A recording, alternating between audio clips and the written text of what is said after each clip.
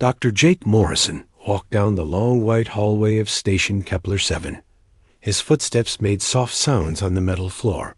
The station was quiet today, like most days. Jake had been working here for 3 months now. He was the only human doctor. On this space station that floated between the stars, the station was big and round, with many levels inside. Different alien races came here to trade and talk. Jake worked in the medical bay on level 5. His job was simple: fix small problems and treat minor injuries. Most aliens did not trust human medicine, so he did not have many patients. Jake was 28 years old, with brown hair and green eyes. He had studied medicine on Earth for many years. When the chance came to work in space, he took it. His friends thought he was crazy to leave Earth and work with aliens. But Jake wanted to help anyone who needed it, human or not. The medical bay had white walls and bright lights. It smelled clean, like hospitals on Earth. Jake had tried to make it feel welcoming, but most aliens still seemed afraid to come inside. In 3 months, he had only treated 15 patients. Most were simple cuts or burns from work accidents. Jake sat at his desk, reading medical files on his computer. The screen showed information about different alien body types. There were many different kinds of aliens on the station. Some had green skin, others had fur, and some looked like giant insects. Each one was different inside too. Their blood was different colors. Their hearts beat in strange ways. Some did not even have hearts like humans did. The station computer beeped. A new message appeared on Jake's screen. It was from the station. Manager, 3 new ships had just arrived. One carried Velinari traders. Jake had never seen a Velinari before, but he knew they were warriors. They had blue skin that looked like crystal and 6 arms each. The files said they were very proud and did not like help from other races. Jake was reading about Velinari biology when the medical bay doors burst open.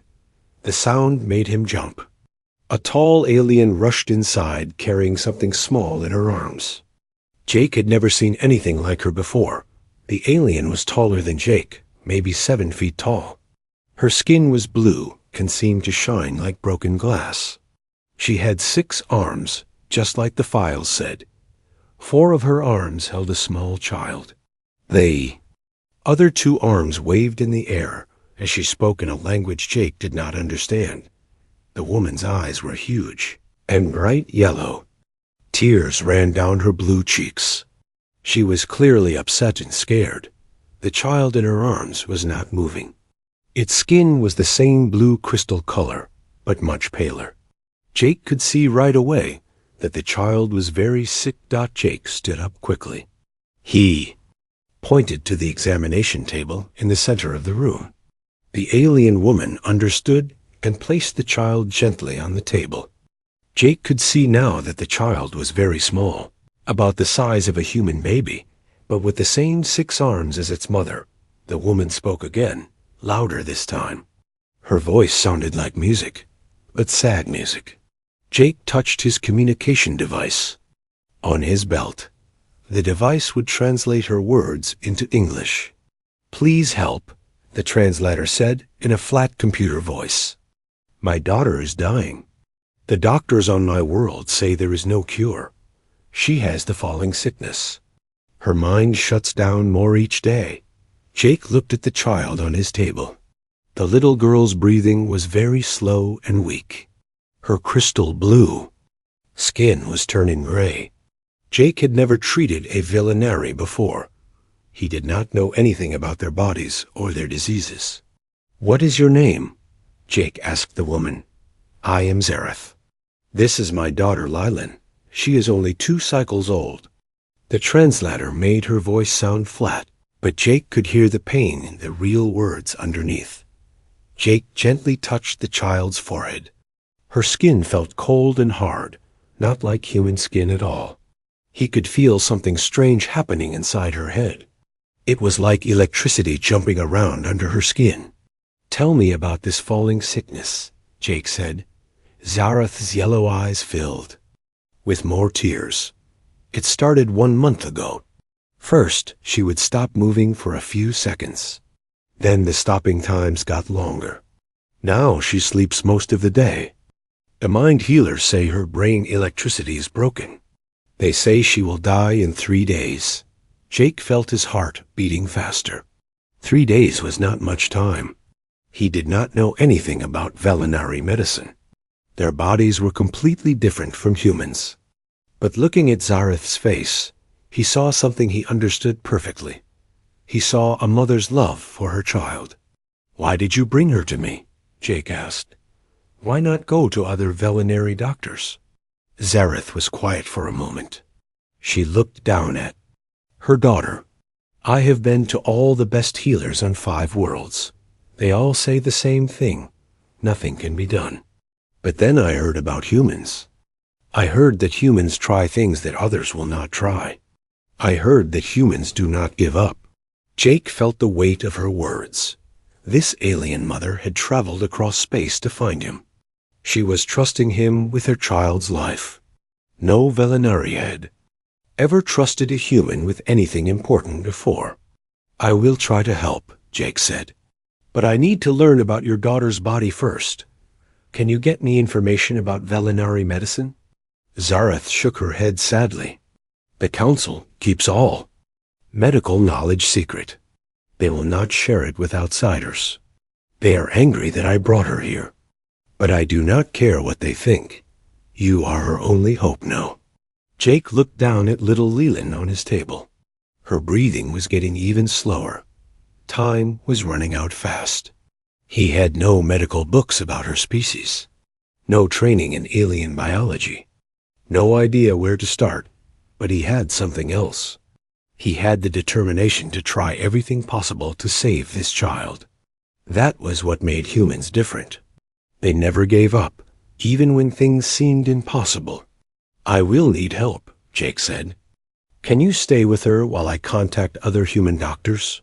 Zareth nodded quickly. "I will not leave her side." Jake walked to his communication station. He had calls to make and research to do. Somewhere in human knowledge, there had to be an answer. He would find it or die trying. The real work was about to begin.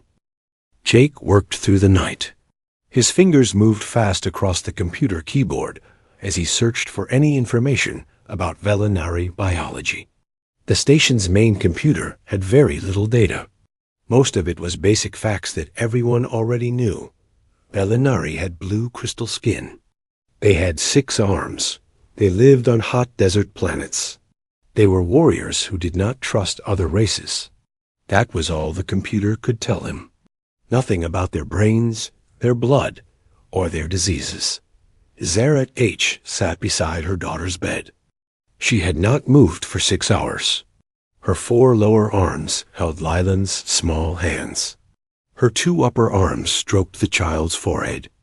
Sometimes she sang quiet songs in her musical language. Jake watched the monitors connected to Lyland. The machines showed her heart rate and breathing, but they could not tell him what was wrong inside her brain. Human medical equipment was not made for alien bodies. The child's condition was getting worse. Her breathing slowed down even more.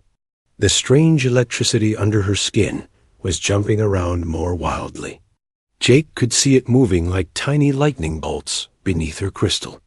Skinned out at 3 in the morning, Jake made his first call to Earth. Dr. Lisa Park answered on the 2nd ring. She was a specialist in alien biology who worked for the Earth Science Council. "Jake, what are you doing calling so late?" Lisa's voice came through the speaker. "I need help, Lisa. I have a dying veterinary child here, some kind of brain disease. I don't know anything about their biology." There was silence on the line for a moment. "Jake, no one knows about veterinary biology. They keep all their medical information secret. Even we scientists cannot get access to it. Then I need to figure it out myself. Can you help me understand what I'm seeing?" Jake described everything he observed about Lyland. the electrical activity under her skin, the way her breathing changed, the seizures that lasted longer each time. Lisa listened carefully. It sounds like some kind of neural cascade failure. But Jake, you cannot treat an alien disease without understanding their basic biology. You could kill her. She's dying anyway. Jake said, her mother brought her to me because veterinary doctors gave up. I have to try something. After the call with Lisa, Jake contacted Commander Ryan Brooks on the military space station near Jupiter. Ryan had been a field medic in the Army before joining the space program. He knew how to save lives when proper equipment was not available. Jake, you're talking about treating an alien with human medicine, Ryan said. That's like trying to fix a computer with a hammer. Maybe, Jake said. But sometimes a hammer is the only tool you have. Ryan was quiet for a moment. Okay, tell me what you need. Jake explained the situation again. Ryan listened without interrupting. When Jake finished, Ryan had questions. You said you can see electrical activity under her skin? Yes, like tiny lightning bolts moving around. And the seizures are getting worse? Much worse. They last several minutes now. Ryan thought for a moment. Jake, this sounds like an electrical overload in her nervous system. What if instead of trying to stop the electricity, you tried to control it? What do you mean? In human medicine, we sometimes use electrical stimulation to reset abnormal brain patterns. What if you could do something similar with her? Jake felt a spark of hope. You mean like rebooting a computer? Exactly. If her brain electricity is chaotic, maybe you can organize it again. Jake looked over at Leyland. The idea was dangerous. He could easily kill her if he got it wrong, but doing nothing would definitely kill her. For the next 4 hours, Jake worked with Ryan and Lisa through video calls. They studied the patterns. They could see in Leyland's electrical activity. Slowly, they began to understand what was happening. The child's nervous system was overloading. Too much electrical energy was building up in her brain. When it discharged, it caused seizures. Each seizure damaged her brain more. The problem is not the electricity itself, Lisa explained. The problem is that it has nowhere to go. It's like water building up behind a dam. So we need to give it somewhere to go, Jake said. Right, but in a controlled way. You need to create a release valve. Jake began to see a possible solution. But it would require equipment that did not exist on the station. He would have to build something new, something that had never been tried before. I need to create a device that can interface with her electrical system, Jake told them. Jake, that's impossible, Lisa said. We don't even know how veterinary electricity works. Then I'll have to learn by trying. Jake ended the calls and walked over to Zareth. The alien mother looked up at him with hope in her yellow eyes. Do you understand anything about your daughter's electricity? Jake asked. Zara single quotes nodded slowly. All veterinary have bioelectricity. It is how we think and move. But Leyland's is too strong. It burns her mind. Has this happened to other veterinary children? Sometimes they all died. The healers say there is no cure. Jake felt anger rising in his chest. Veterinary doctors had given up because they followed old rules. They did not try new things. They did not take risks. I want to try something different, Jake told Zareth H. Something that has never been done before. It might not work. It might be dangerous. Zareth looked down at her daughter. Leland's breathing was so slow now that Jake could barely see her chest moving. Will doing nothing save her? Zareth asked. No. Then try your different thing. Jake squeezed Zareth's shoulder gently. I'll need help from other humans on the station, and I'll need to take apart some equipment to build what I need. Do whatever you must do. Jake walked to the communication panel and called Chief Engineer Paul Carter. Paul was asleep, but he answered anyway. Jake, what's wrong? I need your help, Paul. I need to build something that doesn't exist. What kind of something? A device that can interact with alien bioelectricity. Paul was quiet for a long moment. Jake, are you sure about this? A child is dying, Paul. I have to try. Okay, I'll be right there. Jake looked back at Lylan. Her seizures were getting closer. Together, her skin was turning more gray. Time was running out faster than he had hoped. But for the first time since Zareth had brought her daughter to him, Jake felt real hope. He had a plan. It was crazy and dangerous, but it was a plan. Humans were good at crazy and dangerous plans. Sometimes those were the only plans that worked. The next few hours would decide if human creativity could save an alien child's life. Jake was ready to find out. Paul Carter arrived at the medical bay 30 minutes later. He was a short man with graying hair and hands stained with engine oil. He had been fixing machines for 20 years. When he saw Leland on the examination table, his face grew serious. She's just a baby, Paul said quietly. She's dying, Jake replied. I need to build a device that can control electrical activity in her brain. Paul walked around the table, studying the child. He could see the strange lightning patterns moving under her blue skin. I've never seen anything like this, Paul said. What exactly do you need? Jake showed Paul his rough drawings. I need something that can read her electrical patterns and then send controlled pulses back to her brain. Like a pacemaker, but for her nervous system. Paul studied the drawings. Jake, this is impossible. We don't have the right equipment. And even if we did, we don't know how her alien biology works. Then we figure it out as we go. Paul shook his head. You're talking about experimenting on a living being. If you get the voltage wrong, you'll kill her instantly. If I do nothing, she dies anyway.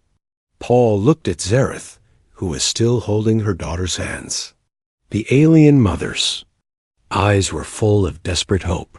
What do you need me to do? Paul asked. For the next 2 hours, Paul and Jake took apart equipment from all over the medical bay. They removed circuits from diagnostic scanners. They pulled power regulators from life support machines. They stripped wires from computer terminals. Other humans on the station began to help. Engineer Amy Rodriguez came with her toolkit. She was an expert at power systems. Communications Officer Steve Bailey brought frequency analyzers from the radio room. This is crazy, Amy said as she rewired a medical scanner. We're destroying thousands of credits worth of equipment. The equipment can be replaced, Jake said. She cannot. Word spread through the human section of the station. Cook Martha Green brought coffee and sandwiches. Security Chief Dan Ross offered to stand guard and keep curious aliens away. Even Captain Helen Barnes, the station commander, came to see what was happening. Dr. Morrison, Captain Barnes said, I'm getting complaints from the Velinari delegation. They want you to stop treating the child. Jake looked up from the device he was building. Are you ordering me to stop? Captain Barnes was quiet for a moment. She looked at Lylan, whose breathing was now so shallow it was hard to see. No, she said finally. But if this goes wrong, we could have a diplomatic crisis. If this goes wrong, a child dies. I can live with angry aliens. I cannot live with that. Captain Barnes nodded. What do you need? The device Jake built looked nothing like normal medical equipment. It was a tangle of wires and circuits held together with metal brackets Paul had welded. 3 different screens showed electrical readings. A control panel had dozens of switches and dials. It looks like something from a junkyard, Steve said. It is something from a junkyard, Jake replied. But it might work. The hardest part was understanding Lilia's electrical patterns. Human brains used electricity differently than Velinari brains. Jake had to study the child's bioelectrical activity for hours to find the rhythm. Amy helped by building a special interface that could touch Leland's skin without hurting her. The interface used soft metal contacts that could read the electrical signals under her crystal skin. Her brain operates on multiple frequencies at once, Steve observed. It's like she has several electrical systems running parallel. That explains why human-style medicine doesn't work on aliens, Jake said. We're only seeing part of the picture. As they worked, Leland's condition got worse. Her seizures now lasted 10 minutes each. Her skin turned from gray to almost white. Zareth sang to her daughter constantly, her musical voice filling the medical bay. Jake finished the device just as Leland began another seizure. This one was the worst yet. Her small body shook violently. The electrical activity under her skin became a chaotic storm of lightning. This is it, Jake said. If we're going to try, it has to be now. He looked at Zareth. This device has never been tested. I don't know if it will work. It might make things worse. Zareth stared at her convulsing daughter. She is already dying. Do what you think is right. Jake connected the device to Leland. The screens immediately filled with data. Her electrical patterns looked like a violent storm. Multiple systems in her brain were overloading at once. I need to synchronize the discharge, Jake said. Instead of random electrical chaos, I'm going to create organized pulses. Paul monitored the power levels. Amy watched the frequency readings. Steve tracked the timing of the pulses. Everyone held their breath as Jake began the treatment. Jake started with very small electrical pulses. He watched Leland's brain patterns. On the screen, slowly, carefully, he increased the power. The chaotic lightning under her skin began to change. It's working, Amy whispered. The patterns are becoming more organized. The seizure slowed down. Leland's shaking became less violent. The storm of electricity under her skin started to calm. But then something went wrong. The device began beeping alarms. The electrical activity in Lilian's brain suddenly spiked to dangerous levels. Power overload, Paul shouted. The system can't handle the feedback. Jake's hands moved quickly across the control panel. He had to reduce the power without stopping the treatment. If he lost control now, the electrical surge could kill Leland instantly. Come on, Jake muttered. Work with me here. He adjusted the frequency settings, trying to match the rhythm of Leland's natural brain patterns. The alarms continued to beep. The electrical activity continued to spike. Then Jake remembered something Ryan had told him. Sometimes the best way to stop an electrical fire was to let it burn out safely. Instead of fighting the electrical surge, Jake decided to guide it. He increased the power to the device and created a controlled pathway for the excess electricity to flow. Jake, what are you doing? Amy asked. You're increasing the power. I'm giving the electricity somewhere to go. The screens showed Leland as brain electricity flowing through Jake's device in organized waves. The chaos became rhythm. The storm became music. Slowly, very slowly, Leland's seizure stopped. Her small body relaxed on the examination table. The violent lightning under her skin faded to a gentle glow. For a moment, nobody moved. Nobody spoke. They all stared at the monitors, waiting to see what would happen next. Then Leland opened her eyes. They were the same bright yellow as her mother's, but now they were clear and focused. She looked around the room with curiosity. When she saw her mother, she smiled and reached out with all 6 of her small arms. Zareth burst into tears of joy. She gathered her daughter into her arms and held her tight. The other humans in the room began to cheer and hug each other. Jake slumped in his chair, exhausted. The device he had built from spare parts was still humming quietly. It had done something that had never been done before.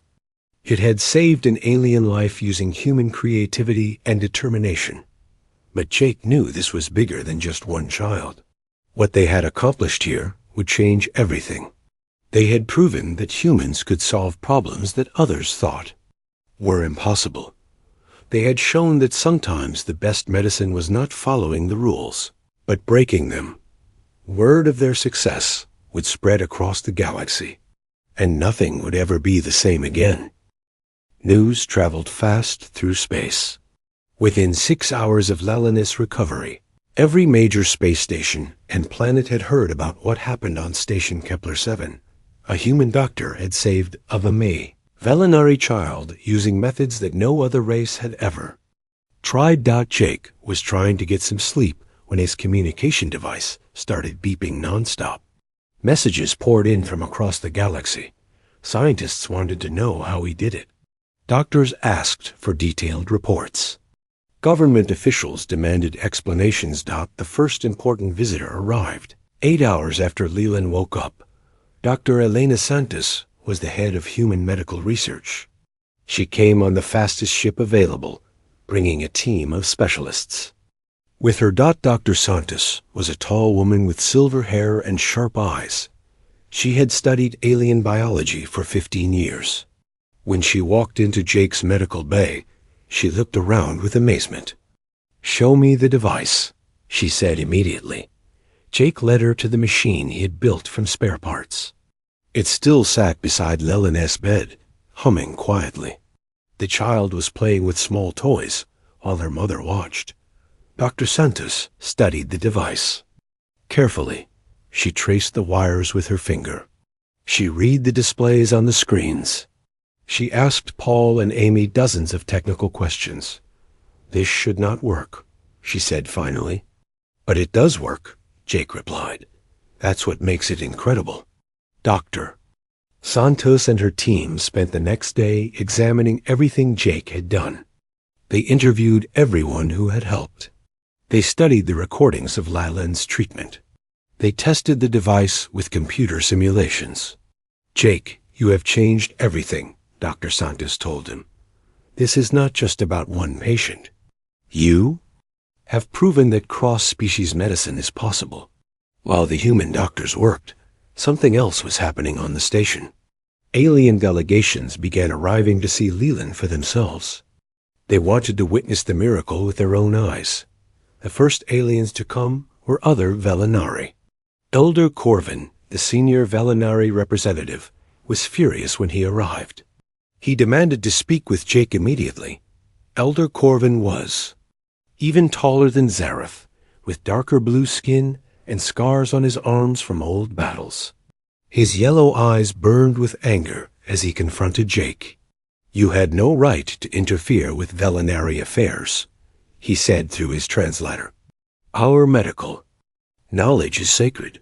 You have violated our most important laws."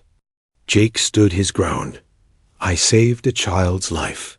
That's not a violation of anything. You experimented on a Velinari without permission. This is an act of war."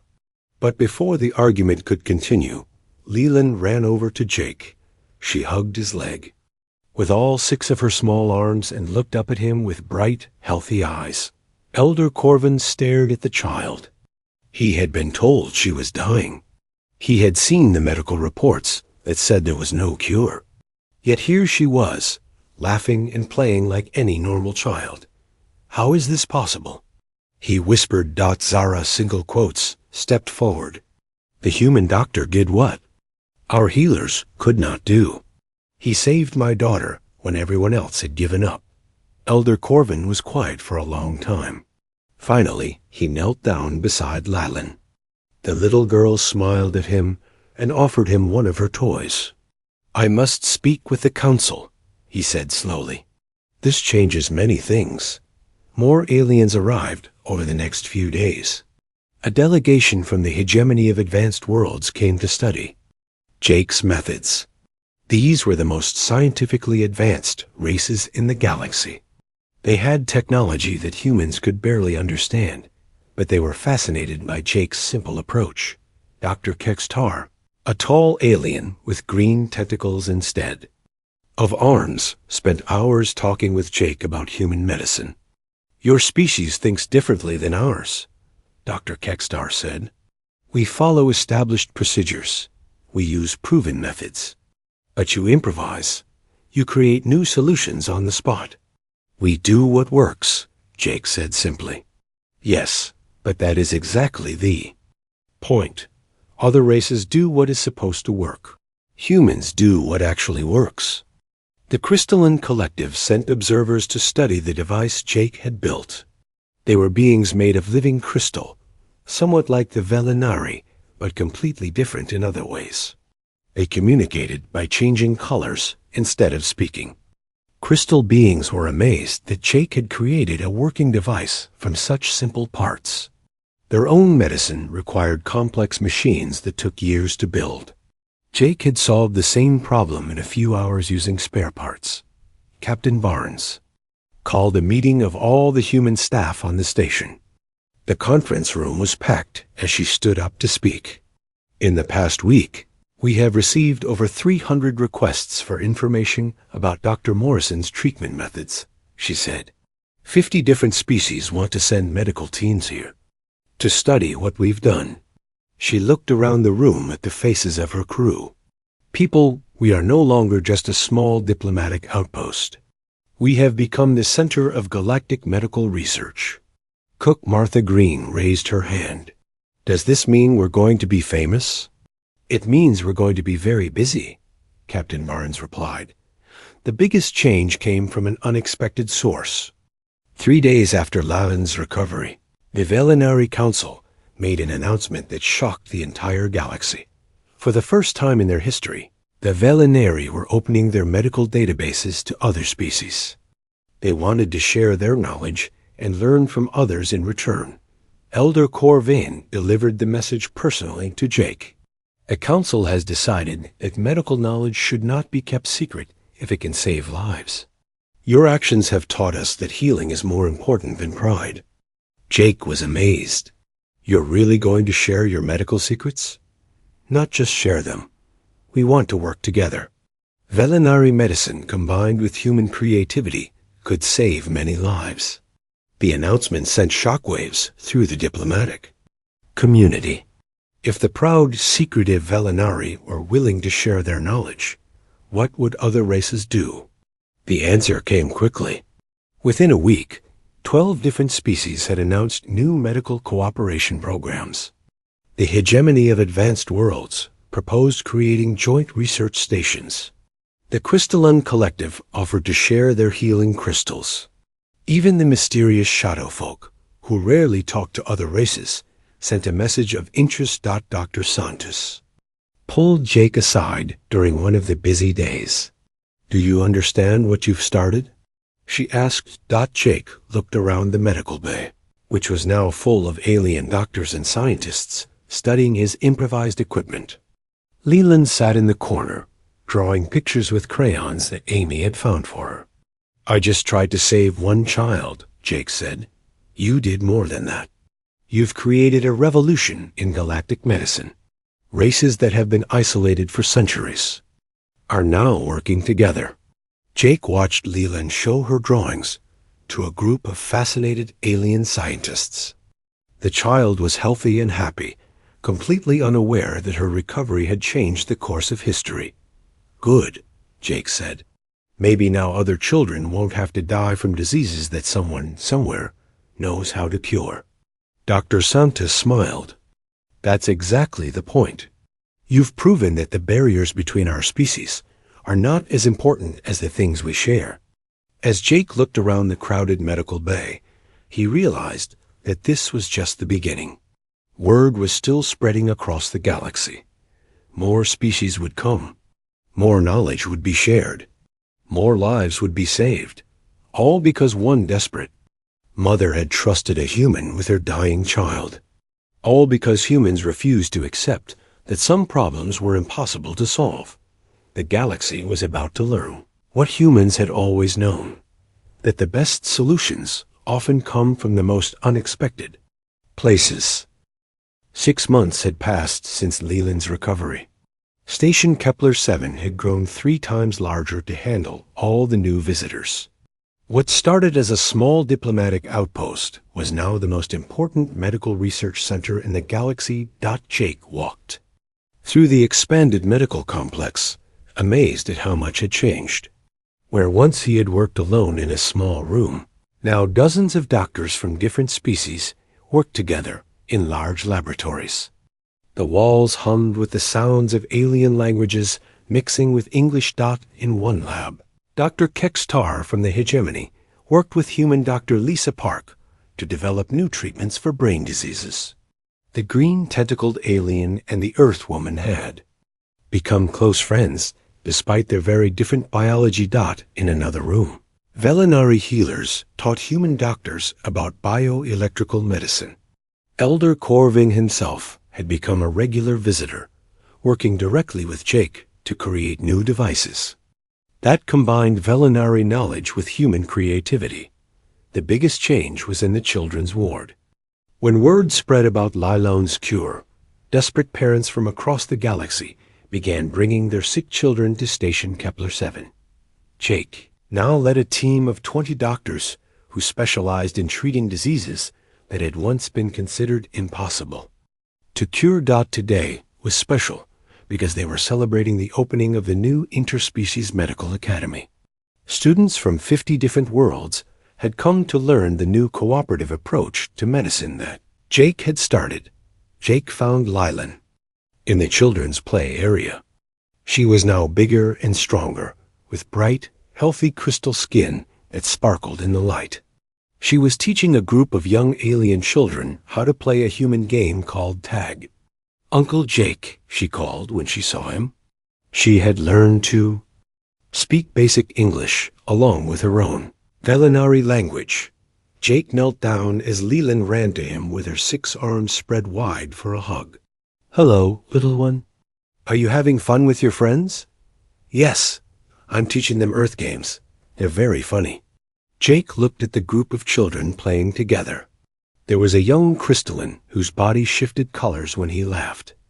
A small hegemony child with tentacles instead of legs floated in the air.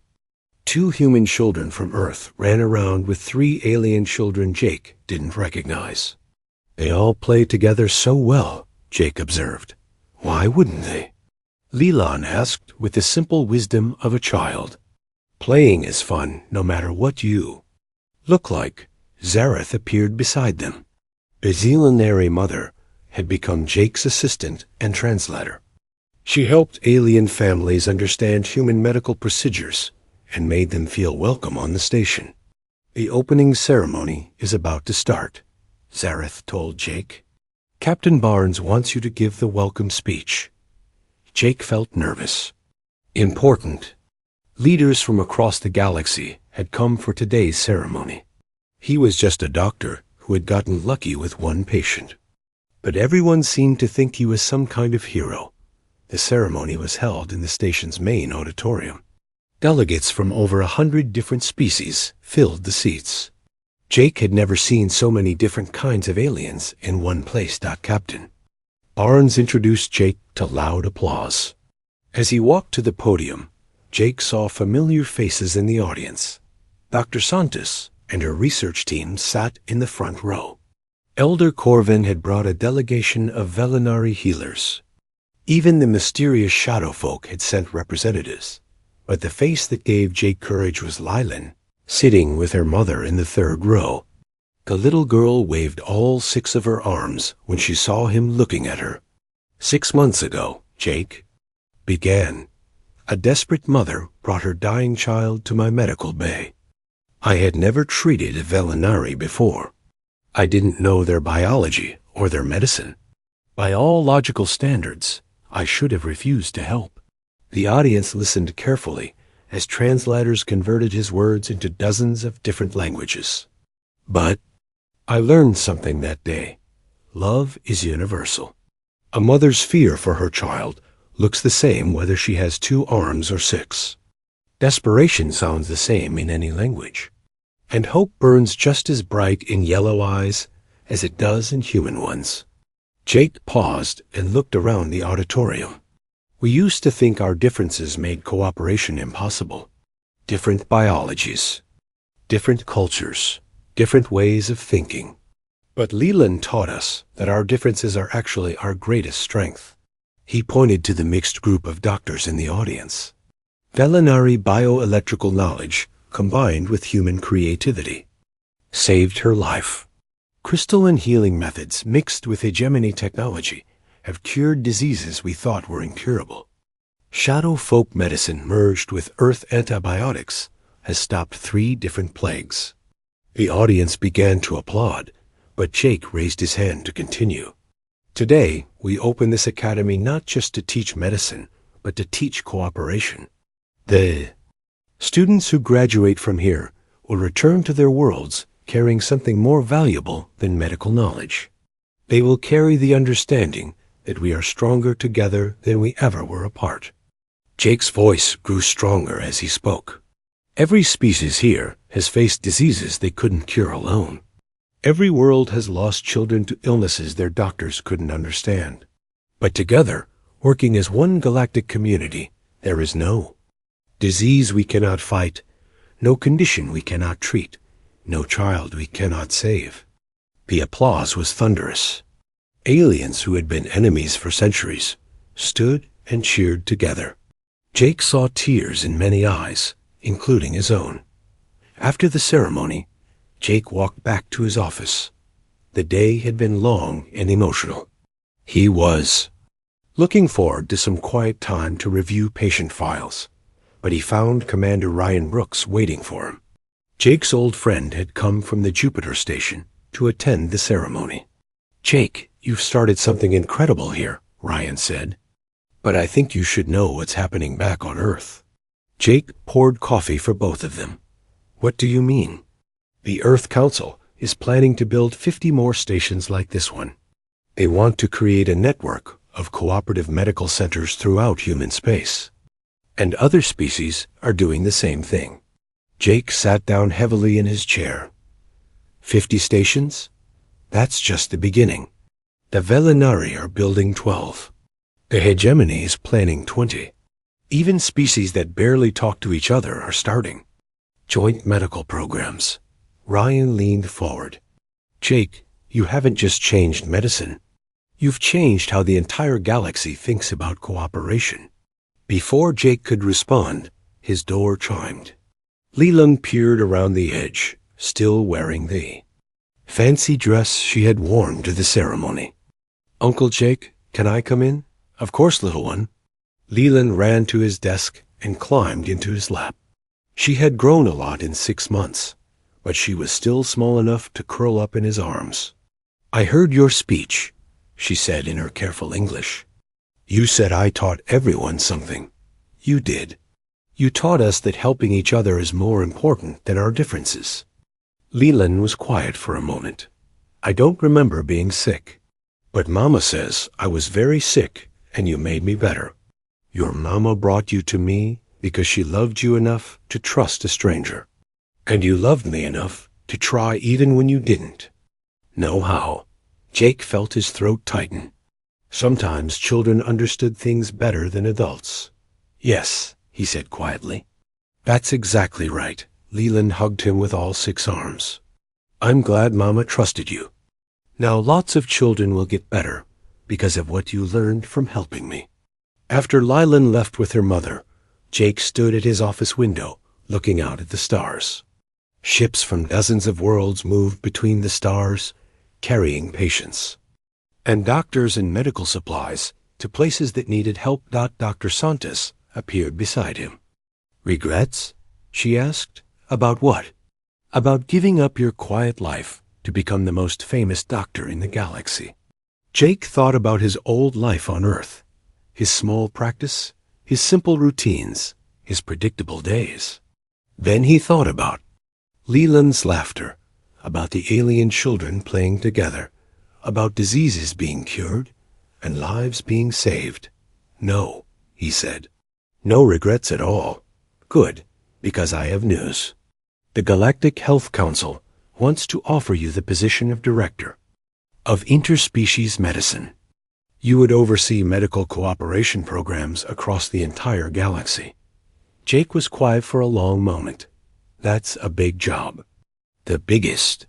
You would be responsible for medical care for trillions of beings across thousands of worlds. Jake looked out at the stars again. Somewhere out there, alien parents were holding sick children, feeling the same fear and desperation that Zareth had felt.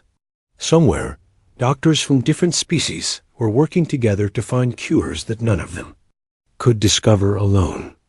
I'll take it, Jake said. Dr. Santos smiled. I thought you would. As the artificial night cycle began on the station, Jake made his final rounds through the medical complex. In the children's ward, young patients from a dozen different species slept peacefully, their various alien anatomies tucked under soft blankets. In the research labs, night shift doctors continued their work. Humans and aliens worked side by side, sharing knowledge that had been secret for centuries. In the communication center, messages flowed between worlds as doctors shared new discoveries and called for help with difficult cases. Jake stopped by Leland's room. The little girl was asleep, her crystal skin glowing softly in the dim light. Zarath sat beside the bed, watching her daughter with the eternal vigilance of a mother. She's beautiful, Jake whispered. She is hope, Zareth replied. She is proof that miracles happen when good people refuse to give up. Jake nodded. 6 Mont,